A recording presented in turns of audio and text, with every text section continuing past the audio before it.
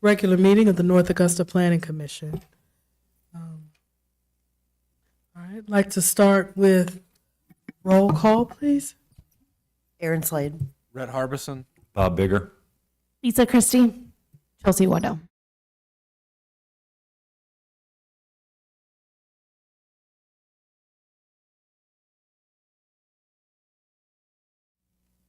Okay, Motion to approve.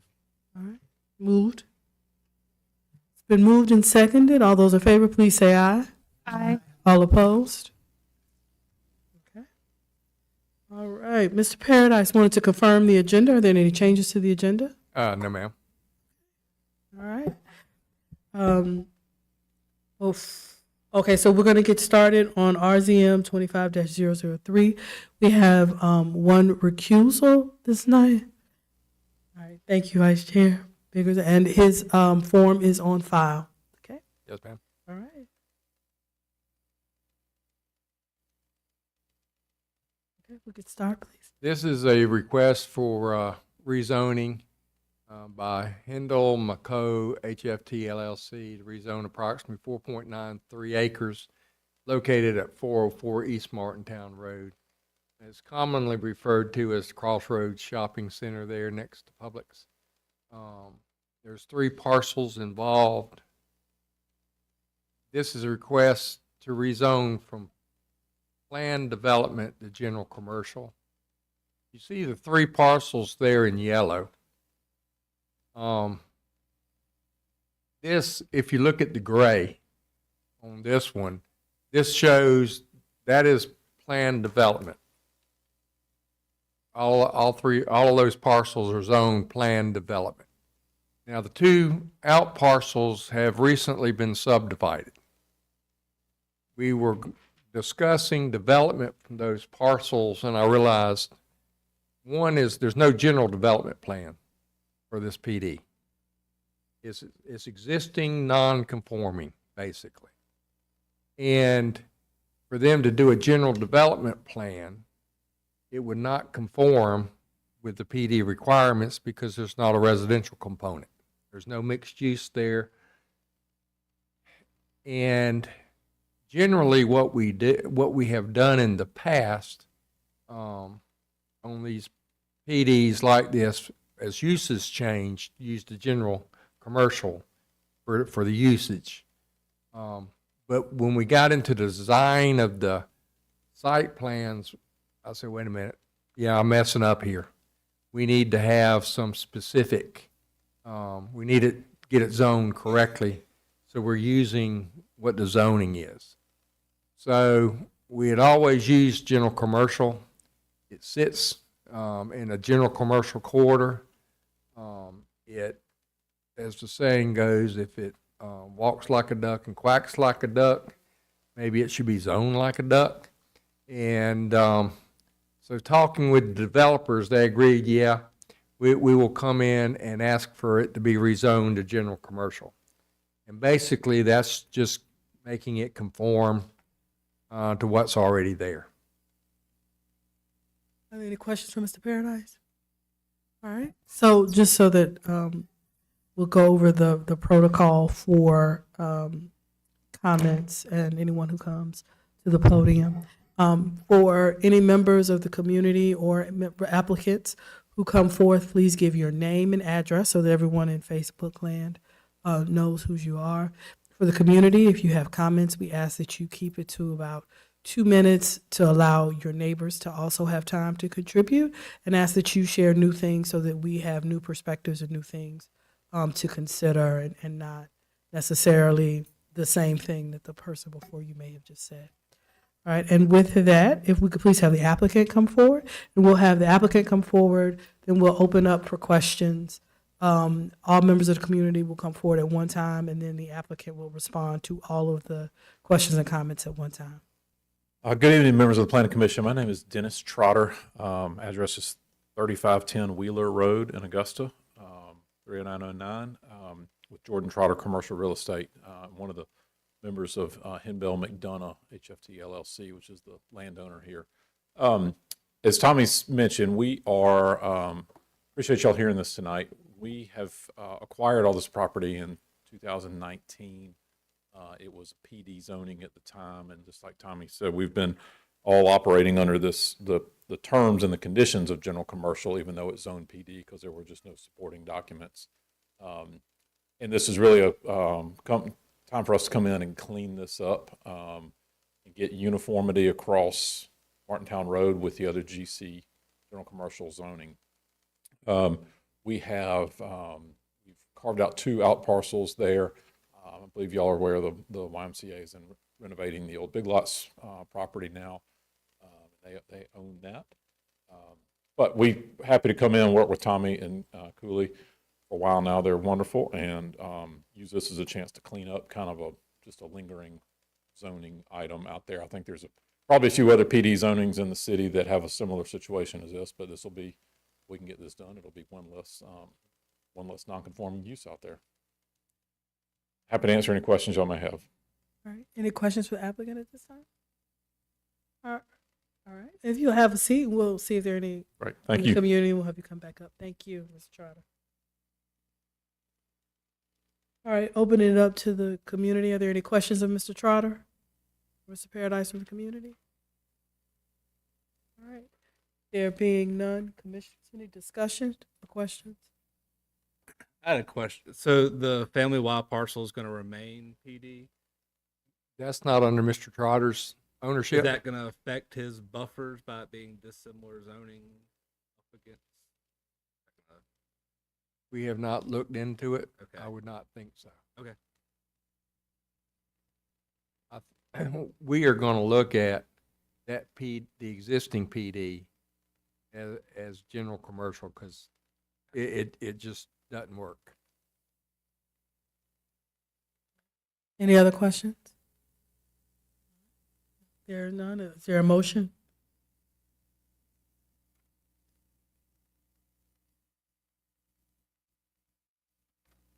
I'll make the motion that we approve the rezoning. RZM 25-003, approximately 4.93 acres on 404 East Martintown Road, from planned development to general commercial. Second. All right. It has been moved and seconded.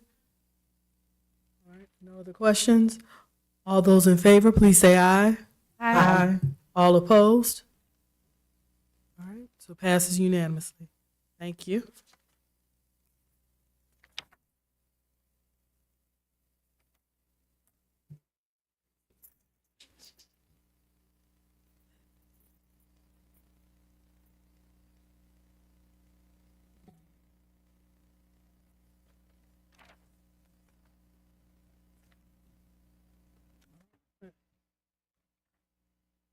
All right. So next up, we're going to talk about tree preservation. And my understanding that there was some discussion about it last meeting in November. And then we asked Mr. Paradise to bring forth some other information and thoughts around it. He did so. We have since also received an email that is available from Jason and sorry, I'm trying to get all this together. From Jason Whittinger from the Ivy Group, and then Commissioner Waddell. So what we're going to do is I'm going to lay out the plan for what we're going to talk about with trees just in general. So this will be the beginning. This will not be the end of the discussion around trees. What we were thinking about doing is making this a series of almost study sessions in the same way that we did the signage. So letting this be the starting point for discussions. We have, Mr. Paradise has 1 or 2 questions he'd like some direction on and some things that we need to consider. Then in subsequent meetings, we'd like to invite the city's arborist as well as a landscape architect that would be affiliated with development as well to come talk to us and present. So we'll have those perspectives as well. And then we'll get into how we adapt our code in particular, given the other things that are also in our code, to look at trees based on that information. Okay? So if there are any concerns or questions about that, then please share. That also gives everyone plenty of time.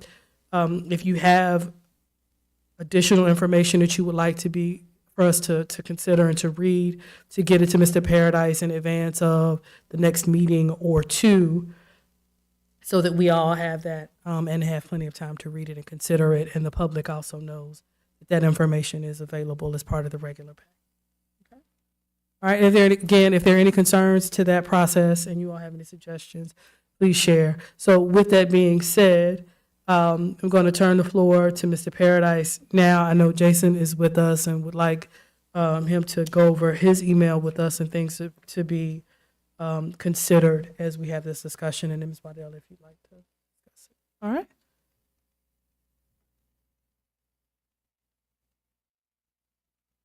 The looking at it when we discussed it last time, or when it came up, I started drilling in, or trying to drill in, grasp where I thought y'all wanted to go, and I really struggled on that.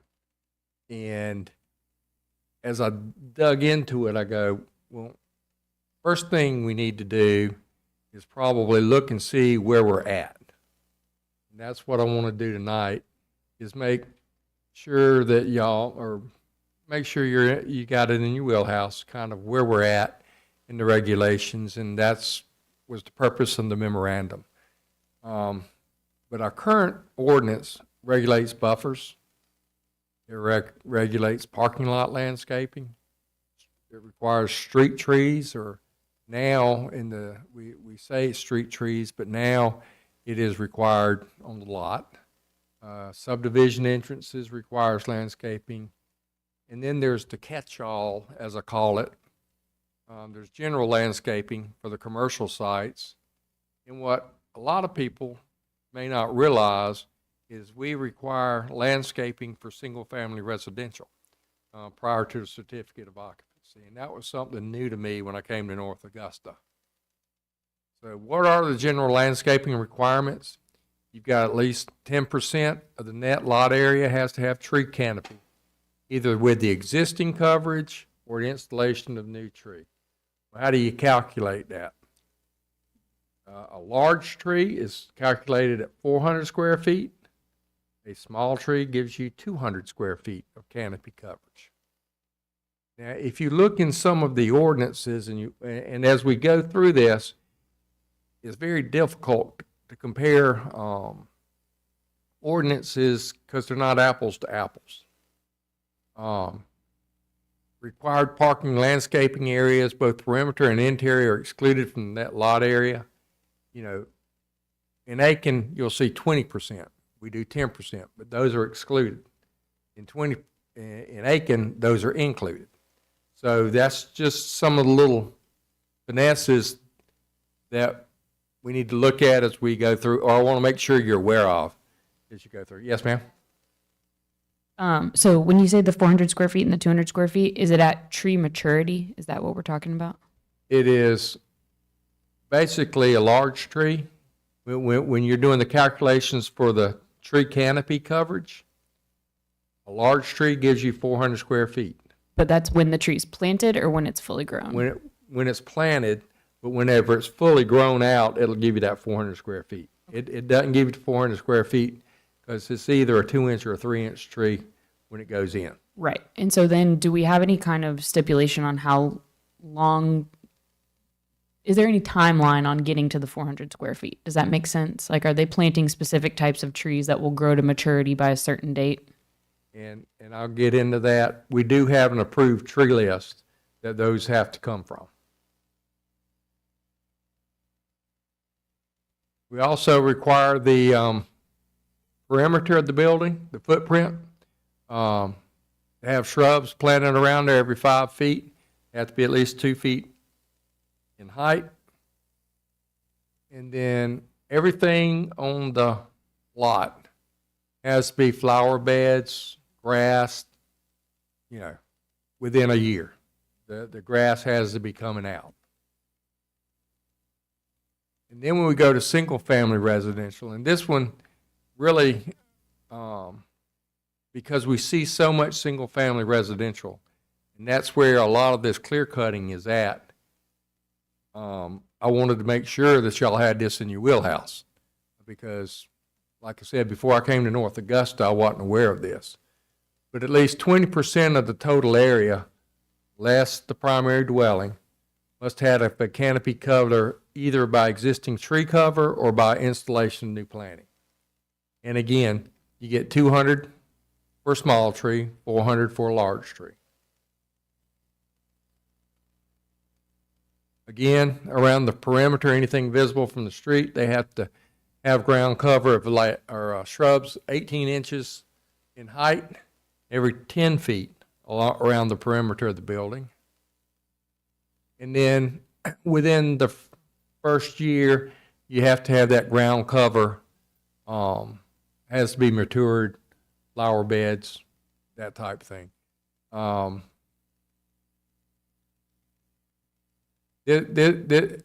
This is typically installed prior to our certificate of occupancy, all of this. In addition to that, in the new development code, instead of putting the trees in the right-of-way, they're required, in addition to all that other stuff, they're required to put a large tree in the front yard within 10 feet of the front property line. Now, where that goes, the developer can shift that to wherever the homeowner or he wants to put it, but it has to be on their property now. And of course, as the code goes now, we don't go back and inspect single family. If the homeowner comes and cuts those trees down, there's no requirement that we don't require that they maintain them. And this is just another little caveat that unless you work in it, you don't really know. Is city code, there's a section in there that requires all sites of disturbance greater than 20 acres to have a phasing plan reviewed and approved by the city engineering department. So when you see clear cutting, they're only going to let them open up 20 acres at a time. And then if they do, more like down at the Hive, there's a phasing plan. So that the plan behind them is stabilized. And that's sediment and erosion control mainly. Then, and I don't know, we talking about tree preservation. What is the post-development requirements? What do we have in there? After the CO is issued, we're gone, the developer's gone, how does it have to be maintained? It has stumps, tree parts, litter, brush, all of that has to be gone and disposed of in accordance with city code. In other words, they get to keep the yard clean.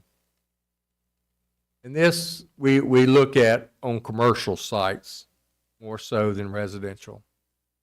All of the landscape that's required to be maintained, required to be there, is required to be maintained.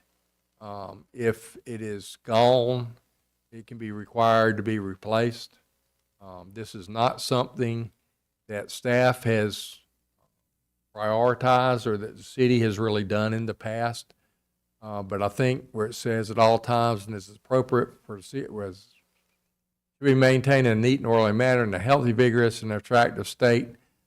I think that gives us, if we could require them to replace trees that may have been removed or died over a period of time.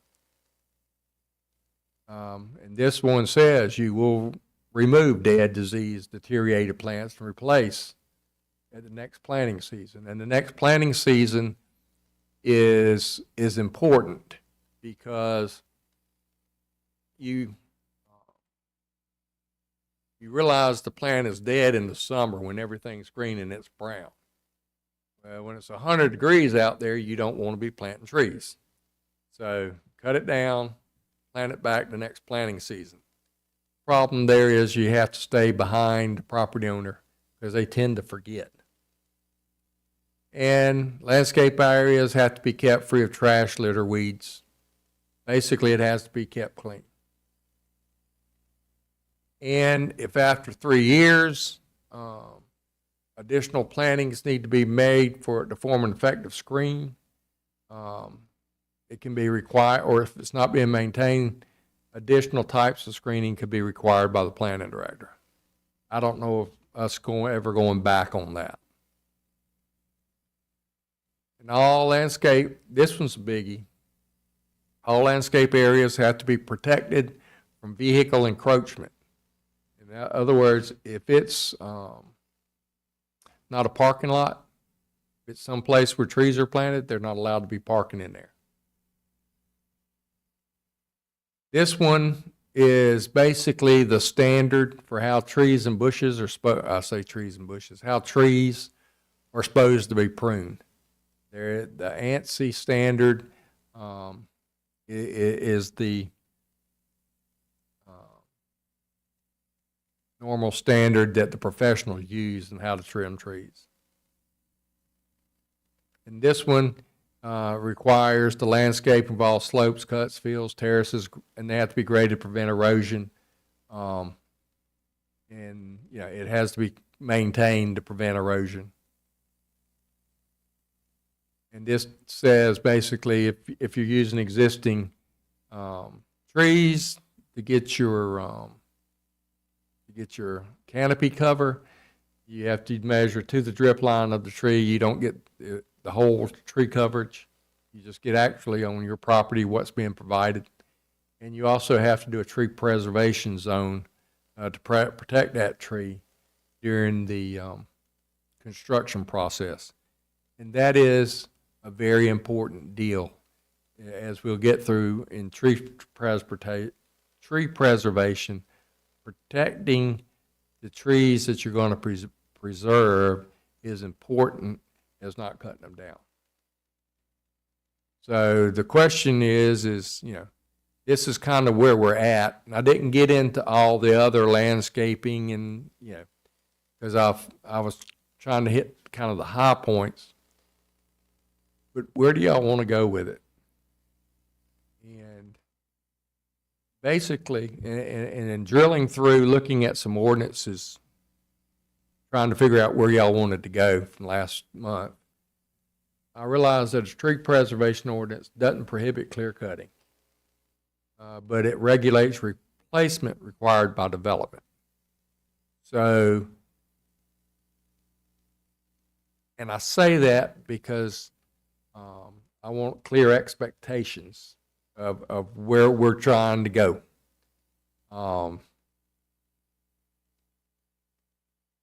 And in a typical tree preservation ordinance, it divides the land into three categories. There's one that's woods, not being developed. It's just out there. How do you handle those? And then you get into the ones that's being developed. And that's when you get into tree surveys, that types, the development, the engineer. And then post-development, how do you handle it after the developer's gone and into perpetuity? One of the common requirements for tree preservation ordinance is one, you have a list of protected trees. Now the list of protected, we have a list of approved trees at this time by the city horticulturist. These are the trees that can be used to get the inches or the tree cover that's required by the ordinance. But what this is, it's a list of protected trees. And that's a different list than an approved tree list. The protected trees is a list of certain species, and then whatever the ordinance specifies a size of these trees that are required to be protected. In other words, if the tree is a half an inch around, it's probably not going to be protected. If it's a 4-inch tree, it probably will be, or those typically are. So one is the size of those trees. And then you also require a tree survey. That's the civil engineers going out and they're doing a survey of where every protected tree is at on that lot and the size of each tree on that property to determine how many inches are going to have to be removed for the development to move forward.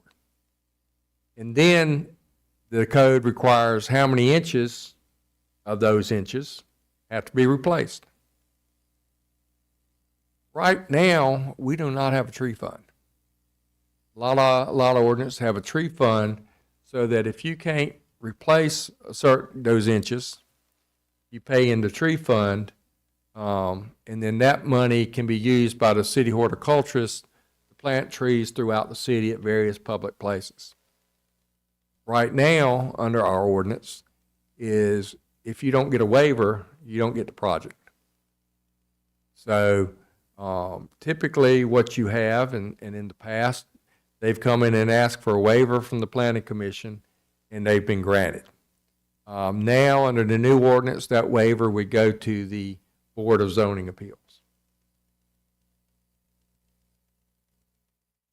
Then we go from the protected tree, we get to the big tree, and whatever those trees are. But you have a list of possible grand trees, or it may be the same list of protected trees. And if it's over a certain size and it's larger than the protected size, and what we're talking about is like oaks and big oak trees and that type of thing. And I use the term grand. They could be there's a lot of different terms you can use for that. So whatever term y'all want to use is fine. But those have to be included on the tree survey too. And they cannot be removed at all unless the planning director determines no alternative. In other words, if they're putting a shopping center in and this big grand tree is sitting in the middle of where they're going to build the building, then there's no alternative. If it's out in the parking lot somewhere, there probably is an alternative. One of the issues you get into there, though, that's tough from just my experience, is you have to put protection around those trees, because if you don't protect the roots, they'll damage and it'll kill them. So what you have is, if you're not careful, is they'll be building stuff like curbs and parking lots inside that protected zone, so it moves in as the development goes. And so the root barrier, it's tough to police. You have to stay on top of it. And this is what I was getting to there. I got ahead of myself. It's got to be protected by the construction activities. They can't be using it for a lay-down yard. And really, you have to be careful about allowing curb and gutter. You know, when they go in there to put the curb and gutter, that moves that protected barrier back. And so really a lot of times you don't have that protected barrier that's on the plans when you get into the field. So that was my questions and discussions. It's kind of where we're at with the ordinance we have now. My questions is, where do y'all want to go from here? So what we'll do is, if there are any questions for Mr. Paradise, we'll do that, and then we'll ask Jason to come forward if he has any things about his, Commissioner Waddell, she could share. And let me ask Tommy, on the end of your memo, you had, should undeveloped vacant land be regulated? If post-development is regulated, should it exempt?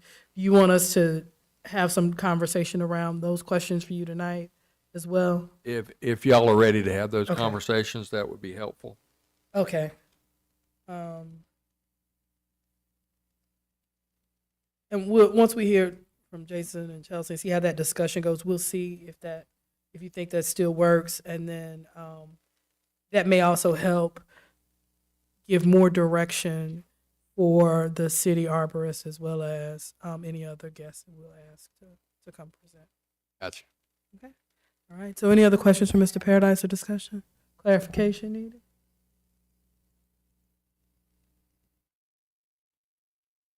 All right. Would you like to come up?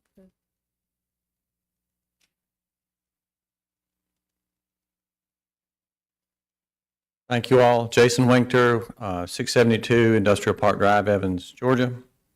Appreciate the time, and I hope that as y'all go through this, y'all, I just ask that y'all would continue to involve us in the discussion. I know Tommy mentioned that you're going to have some other folks maybe from the city participating in the discussion too, but we'd love to continue to have a seat at the table. So I sent Tommy just several reasons why we do this. We cut trees from a development standpoint, and I think he sent it out to you all.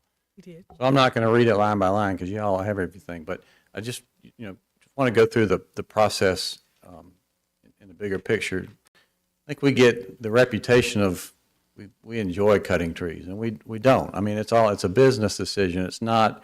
It's expensive, but there are financial reasons we do it. There are constructability reasons we do it, and a lot of those are outlined in what I sent.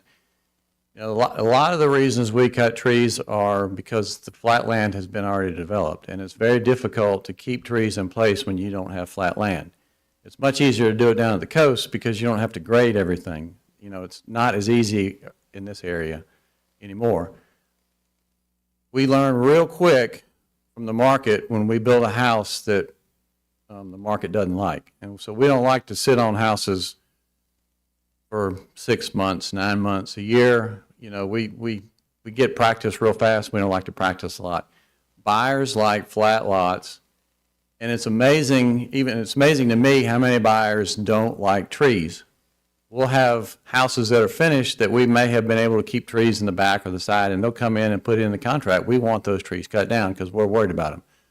Or we go through houses that have been recently completed and sold and see newly planted trees out at the curb ready for trash pickup because they'll go pull them all out as soon as we plant them and they move in the house. So, there's I think a big desire from buyers to have open yards, and probably even more after the hurricane came through. Another reason we do it, Tommy mentioned this and the importance in preserving the root system. Well, when you build a house, by code, you cannot have a tree within a certain distance of a house. By code, you have to control the stormwater coming off that lot. So by the time you build the house and clear trees away from the footprint, clear trees for the swales on the side and the rear lot line, you don't have anything left. So, there's lots of other reasons why we go in there and clear these trees, and, for a safety factor too.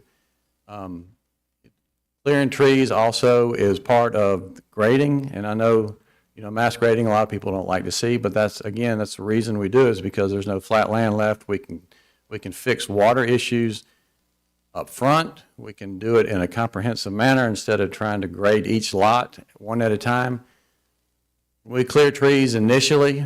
We can get it all cleared and out of there. A lot of times we grind up, the tops and the stumps, and we use that as an additional mulch barrier around the site. We're also doing that before the roads are paved. If we're clearing each lot, lot by lot, as we go, then we're running dump trucks in and out for every lot on newly paved streets out to existing streets, and it's just a lot of extra wear and tear. So those are just, in a brief overview, some of the reasons that we do that. And again, I'd love for us to be able to stay involved in this process as y'all move forward. So thank you. Thank you. And so just want to let you know, certainly, and that's part of why we want to continue the conversation. Right. So we didn't want everybody to think that this was the only No, I tree. understand. Sure. So we definitely will, and Okay. really want to make sure that it is balanced as well. So we, are planning to invite a landscape architect from a firm that works with developers to share. What if you had a landscape architect who was a developer? That's fine. Yeah, if you have that recommendation. That you got one right in front of you, right? Well, in addition to you, Jason. So, in addition to you, so we'll try to have a couple different. Okay. Yeah, because we know that you will always welcome and will share your voice. I love to come see y'all. Yeah, and we appreciate you coming. No, we do, because it makes it easier, and we want, and again, by extending this conversation, other members in the community who may be passionate about it one way or another also have time to come and share. Yeah. Okay. Okay. All right. Thank you. All right, thank you.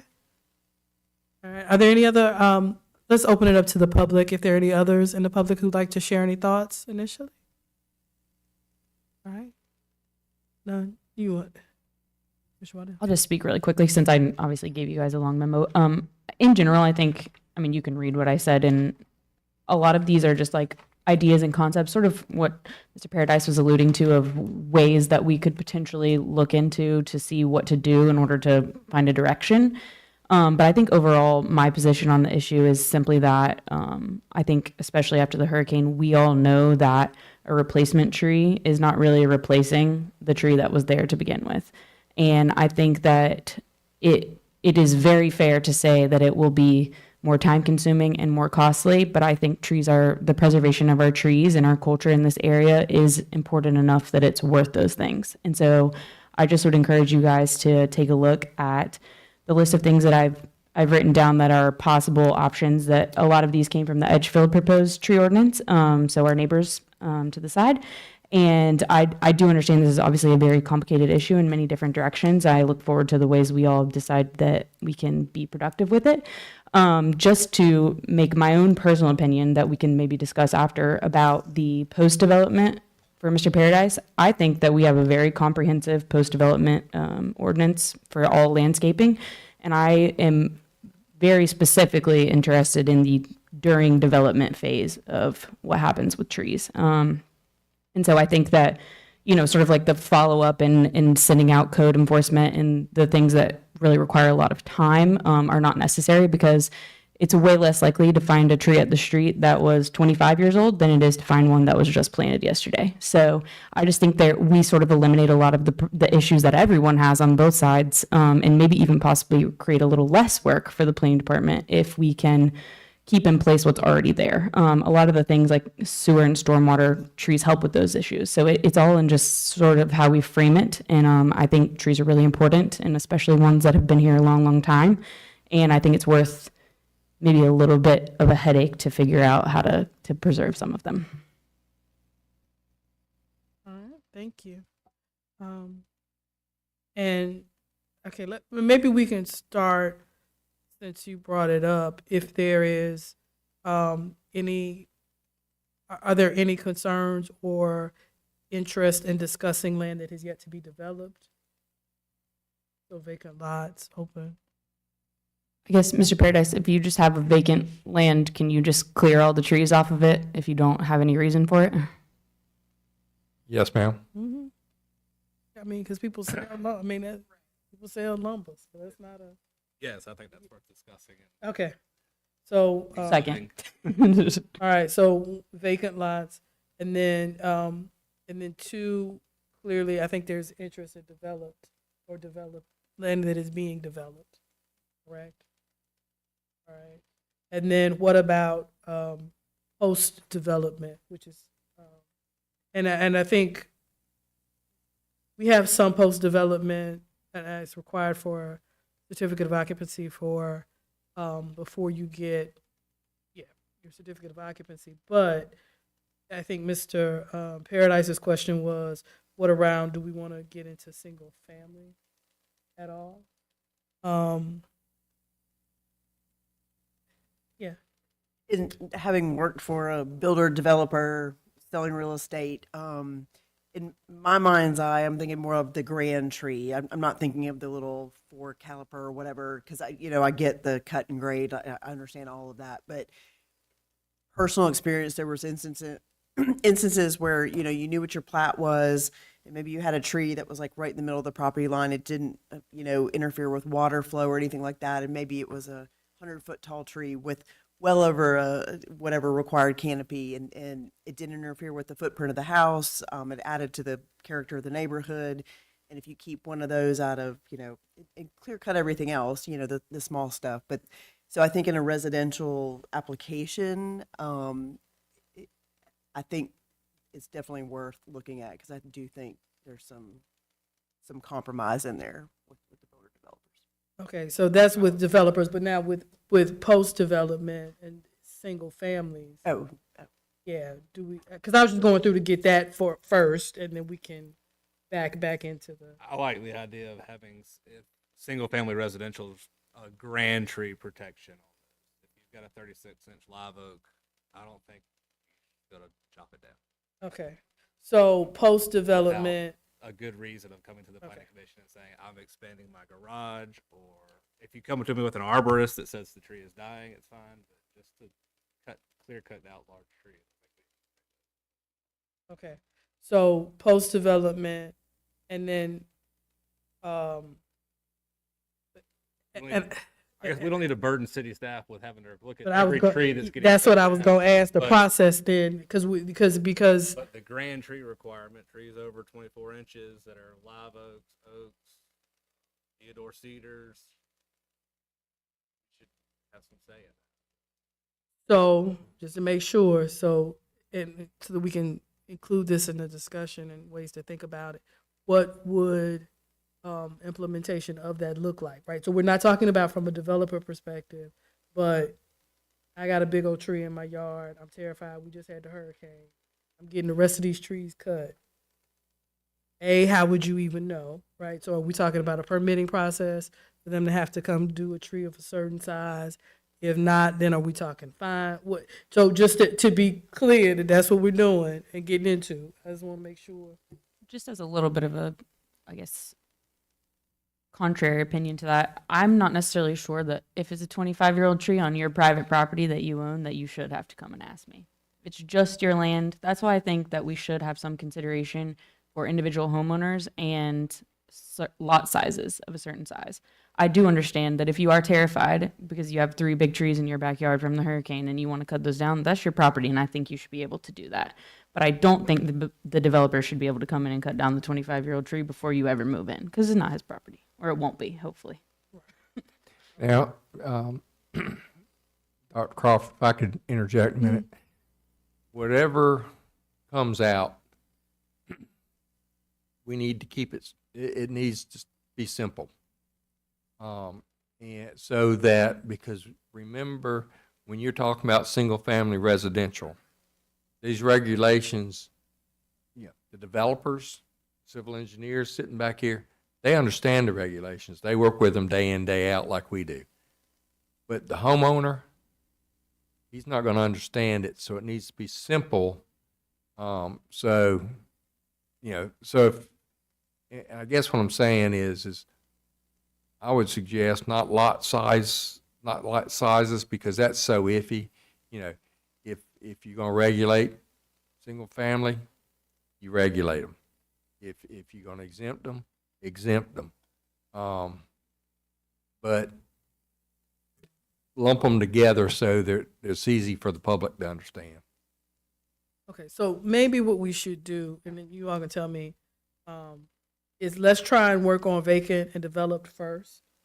And if we come to some agreements and definitions around grand trees, and then we can go from there. Because I don't want us to get caught up and get distracted on single family. Because I'm sure we will have a packed house if we telling folks they can't cut down trees in their backyard after hurricane. So we just need to, well, some folks are still cleaning up. So I think we just need to maybe, if everyone is okay with that, focus on vacant and develop first, and then we'll discuss. Is that amenable? Okay, all right, Ms. Paradise, got a couple big questions down. Yep. Okay, all right. So we got 1 and 2. So permitting process and fees for removal, again, would that be applicable to, so in reference to the 2 classes that we just discussed? Right. Okay, all right. So I think there's some agreements around that. And then a discussion, rather. And then one of the things, do we want to include possible additional buffer requirements between single-family development? And this is one of the things that we have buffer requirements, no doubt about it. But what we don't have is undisturbed buffer requirements. And it's just like at the Hive, I got a call, they've cleared all the way to my yard, to the property line, and there's supposed to be a buffer there. Well, there is, and they will go back and replant that buffer according to the landscape plan. It's not an undisturbed buffer. Is there some places that you may want to put undisturbed buffers in the code. And, you know, with single-family residential, you know, maybe buffers of a certain size between subdivisions. Because that is where we get a lot of complaints from, is whenever they start grading next door or, you know, out from the street where people can sit. You know, that's just an idea that was given to me. I think Columbia County might do something like that. But anyway, that's just something if y'all wanted to look at.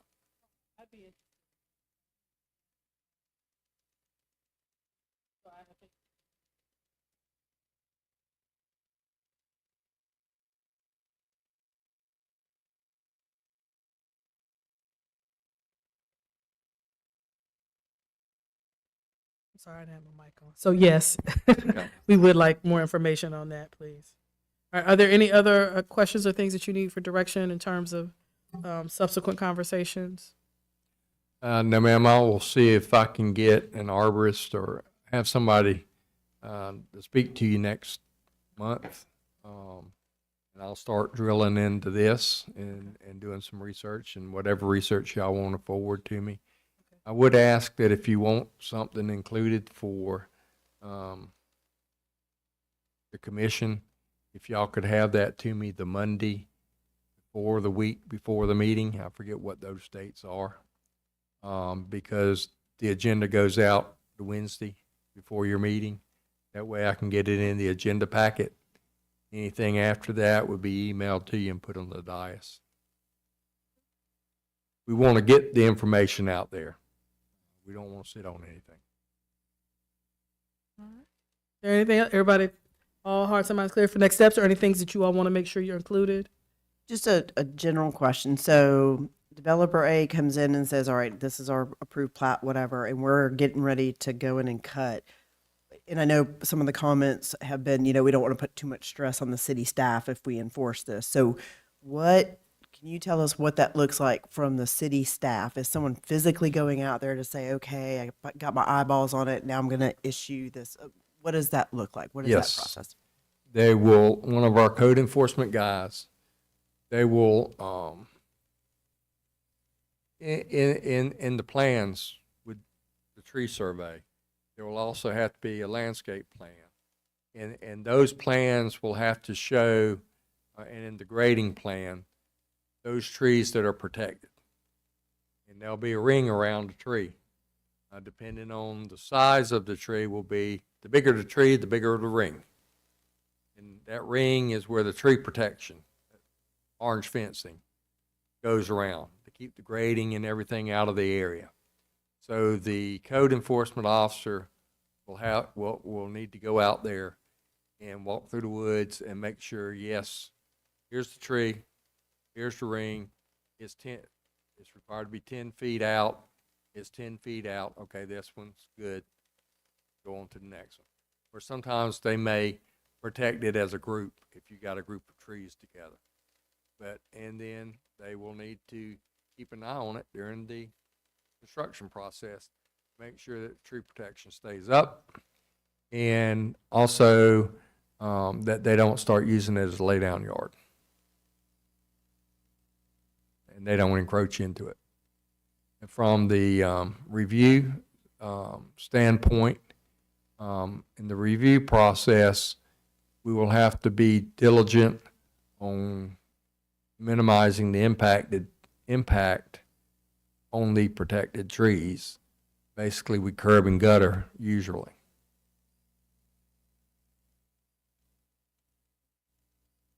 I think one more thing to add, looking at preserving of existing trees, especially the larger ones, can we look at giving developers more incentive to save them? Whether they count for a larger percentage. I don't want to just say, hey, now we got all these, we're requiring all this landscape, but we're also not going to give you anything additional for saving these large grand trees. Well, that's a great idea. So like a credit. Some sort of credit back to That's a them. great idea. And I would certainly think that would, you know, go toward their canopy cover. The existing tree? Now, are you talking about canopy cover plus? Let me A research little bit into more it. than that. I mean, I'll look at North Augusta Public Safety because I'm familiar with that one. We saved a ton of large Theodore cedars, live oaks across the front of that property, and we had to go back with a ton of small trees to still meet the requirement. Some of them are heavily shaded out by the large trees that were saved. So I think there could be more credits given. And I agree, just because we do have a great code with what we have to put in, but sometimes in some of these commercial developments, it's so much and then they don't get maintained and it ends up looking a little, so if we have these grand trees that have saved, I think you're accomplishing the goal with that. So I think that's a great idea too. And so, and also, if you could help us think about this, I guess, does it make sense to, with those credit differences, would they need to be different if it was commercial, if it was residential, if it was, because I think those would have different implications and different requirements. So just, I think food for thought. Yeah.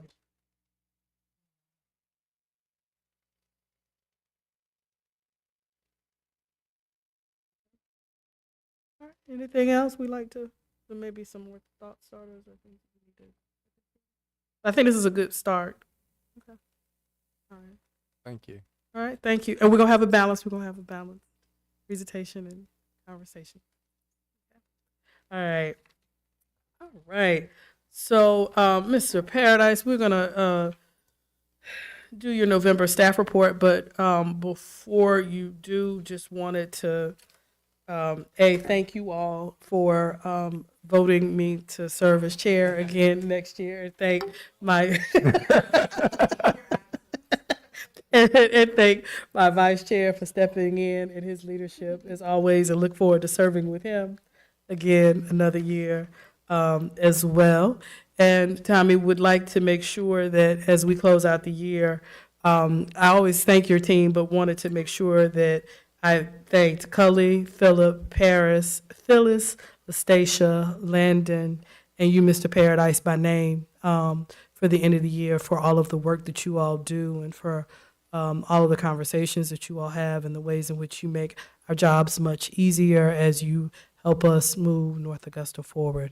So I wanted to thank you and thank them for all that they do every day for us as well. So please share your staff report at this point. We will. And I apologize again. I'm bad about not being prepared with staff reports, except to say that November was going through getting to the final parts of the final plats that was kind of the tidal wave of those that came in. And now it kind of slacked up, and now it's starting to pick up again as the engineers and the developers, as Cully puts it, are cleaning off their desk for their Christmas holidays. They are sending their piles to us. So again, thank you all. I wish everyone wonderful holidays and a great new year, and we will see you in January. And so with that, adjourn. So moving.